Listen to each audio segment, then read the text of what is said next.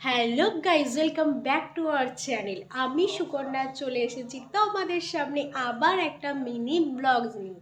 তো চলো আজকে সারাদিন কি করছি তোমাদের দেখিয়ে দিই। আজকে সানডে, আজকে আমার সাথে আমার বোনও থাকবে সারাদিন।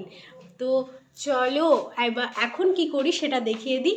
এই ঘুম থেকে উঠেছি 9টার সময় দুজনেই, কারণ আজকে সানডে, তাই একটু ভাবছিলাম একটু বেশিক্ষণ ঘুমাই, কারণ অন্যদিন একটু কমই ঘুমোতে হয় তার জন্য। তো চলো আজকে আমরা সকালবেলা এবার চা খাবো।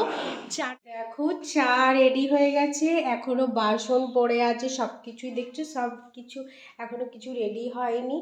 তো চলো আবার দেখা হচ্ছে পরে। কি করছি তোমাদের, আজ রবিবার তাই ভাবলাম একটু ভালো মন্দ কিছু রান্না করি, কারণ অন্যদিন বোন অফিসে যাওয়ার জন্য আমি 10টার মধ্যে রান্না করি, তো তাই সেদ্ধ সেদ্ধ তরকারি খাই। তাই আজকে ভাবলাম একটু মটন আনাই। এই যে মটনটাকে নুন দিয়ে মাখিয়ে রেখেছি, এখানে উচ্ছে ভাজা হচ্ছে, ভাত হয়ে গেছে, বেগুন ভাজা, আর ওখানে দেখো লাল শাক। আমি এখানে কলকাতায় বেশি লাল শাকই পাওয়া যায়, এমনি শাকও পাওয়া যায় কিন্তু লাল শাকটা বেশি ভালো লাগে, তাই লাল শাকটা কেটে রেখেছি।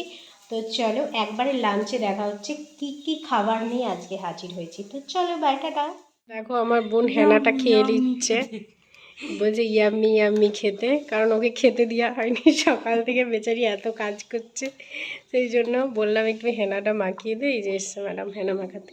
তো চলো মেখে নিই, কাজ করার সাথে সাথে শরীরচর্চা করতে হবে। একটু তেল মেখে নেবো, তেল না, একটা চিক নিয়ে নে হাতে, চিকে করে ভালো হবে না চিকে করে চাল ডাল। তো চলো ভাই।